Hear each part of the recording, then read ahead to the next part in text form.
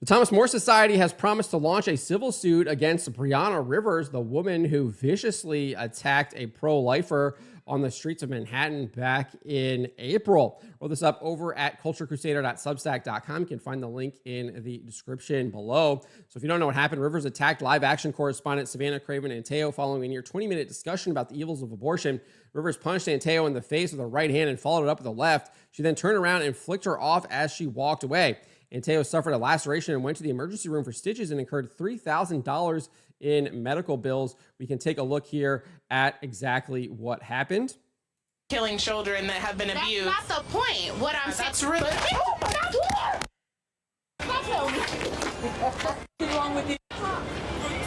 So there you go. You can see she threw the right, then the left, and then turned away, walked away, and then flicked off the cameraman and Antao there. Clear assault and should have been a slam dunk case. In fact, Rivers was arrested by the NYPD after the clip went viral and charged with second-degree assault. However, that charge was eventually downgraded to a misdemeanor and then completely dismissed. Fox News reports that Manhattan District Attorney Alvin Bragg and his office dropped the case because it missed a discovery deadline, meaning the prosecutor assigned to the case did not turn over the evidence of the case to the defense as required. So somehow just missed a discovery deadline. If we listen to this Fox News report here, the way that it is framed indicates that they made some giant mistake, but I'm not sure if I actually believe that. And once we get into the statements here from the Thomas More Society as well as Antao herself, they also indicate that they missed that deadline on purpose. But let's take a listen here to this Fox News report real quick. Degree assault charge back in July due to a, quote, unacceptable error of missing a discovery deadline. So yeah, unacceptable error. Okay.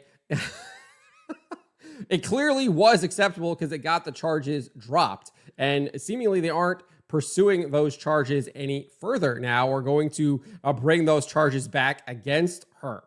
In response to this, the Thomas More Society announced it would file a civil case. Senior counsel Christopher Ferreira said this: District Attorney Bragg's shocking refusal to uphold justice only works to undermine confidence in the system, especially when our political climate has become as fraught as it is now. Failing to prosecute these clear-cut charges sets a dangerous standard for how our society responds to violence against those engaging in democratic dialogue.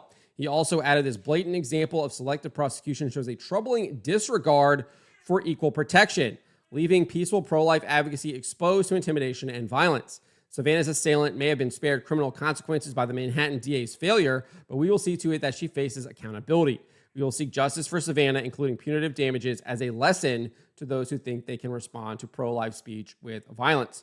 Antao also shared a statement. She said this: millions of people saw my attack and unprovoked assault captured on camera while I was peacefully sharing my pro-life views and engaging in respectful dialogue. Even with indisputable evidence, District Attorney Alvin Bragg's office quietly let the charges fade away as if protecting people from violence was negotiable. Political violence should never be tolerated or given a free pass. When those in power refuse to hold accountable those who respond to free speech with violence, it threatens the very fabric of our civil society.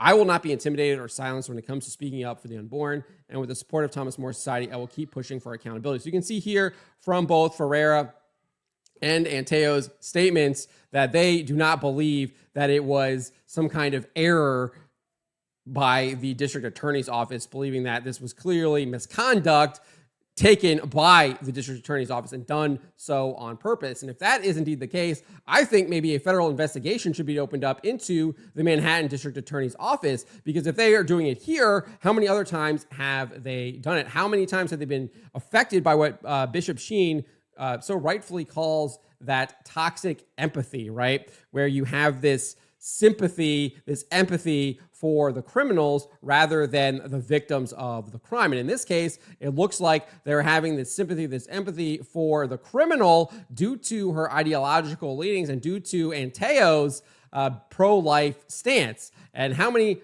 other cases like this could have been happened with the Manhattan District Attorney's Office that they've kind of turned a blind eye to, or just silently let go to basically give free rein to these criminals to attack people who have pro-life views. It's absolutely wrong. It's sickening and it is disgusting. I'm glad the Thomas More Society is filing a civil suit in this case and that they will work to bring justice, because Alvin Bragg and his Manhattan District Attorney's Office clearly don't even believe in the idea of justice whatsoever by allowing this crime to go unpunished. Because I certainly don't think that it was just some kind of error that they missed that deadline. I just find that a bunch of BS. It's a poor excuse. But let me know what you guys make of this. Let me know in the comments below. Remember to always be charitable, especially to each other, and to always